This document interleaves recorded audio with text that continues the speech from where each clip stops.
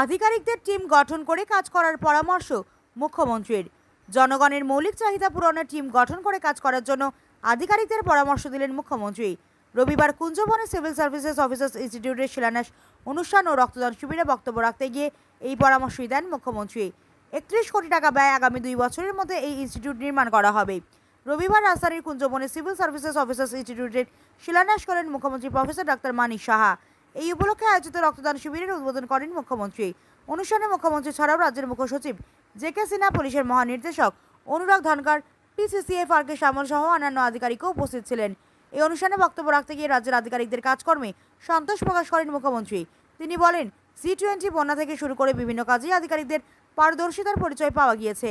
আধিকারিকরা সক্রিয় থাকার জন্যই বেশি পরিমাণ কাজ হচ্ছে এবং এতে কনফিডেন্স বৃদ্ধি পাচ্ছে। প্রধানমন্ত্রী নরেন্দ্র মোদীও বুঝতে পারছেন রাজ্যে কাজ হচ্ছে, তাই বাজেটে অর্থরাশির পরিমাণও বৃদ্ধি পাচ্ছে। রাজ্যের আধিকারিকদের টিম ত্রিপুরা গঠন করে কাজ করে যাওয়ার পরামর্শ দেন মুখ্যমন্ত্রী। তিনি বলেন, তবেই আমরা জনগণের মৌলিক চাহিদা দ্রুত মানুষের কাছে পৌঁছে দিতে পারব। মুখ্যমন্ত্রী আরও বলেন, এই ধরনের ইনস্টিটিউটের প্রয়োজনীয়তা রয়েছে। এই ইনস্টিটিউট হয়ে গেলে পরে রাজ্যের আধিকারিকদের আর বাইরে যেতে হবে না। বিভিন্ন দপ্তরের আধিকারিকদের মধ্যে সম্পর্ক স্থাপন এই ধরনের ইনস্টিটিউট গুরুত্বপূর্ণ ভূমিকা গ্রহণ করবে বলে অভিমত ব্যক্ত করেন মুখ্যমন্ত্রী প্রফেসর ডক্টর মানিক সাহা।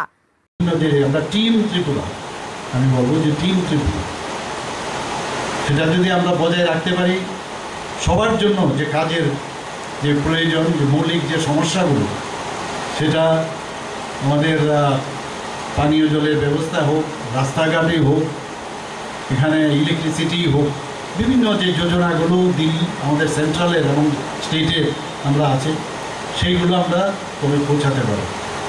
আপনারা অলরেডি করেছেন বিভিন্ন প্যারামিটারে। আমরা যখন দিল্লিতে আমাদের বৈঠক হয়, সেখানেও কিন্তু আমরা দেখেছি যে আমরা অন্যান্য বড় বড় যে বিগ স্টেটগুলো আছে তাদের থেকে আমরা এক পার কোনো জায়গায়, আবার অনেক জায়গায় আমরা ওদের জাস্ট পেছনে আমরা। আমি আশা করি আপনারা যেভাবে কাজ করছেন, এখানে ইনস্টিটিউট হবে, এখানে বিনোদনের ব্যবস্থা থাকবে, রিল্যাক্স করার সুবিধা থাকবে, সব থাকবে। আর বিশেষ করে যারা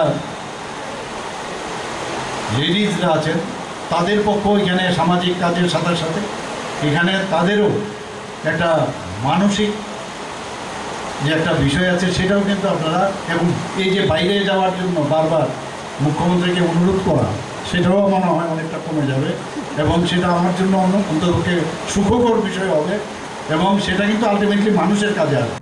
এই অনুষ্ঠানে বক্তব্য রাখতে গিয়ে রাজ্য সরকারের সচিব কিরণ গিত্তের কাজকর্মের প্রশংসা করেন মুখ্যমন্ত্রী। ব্যুরো রিপোর্ট, হাল্লা বোল।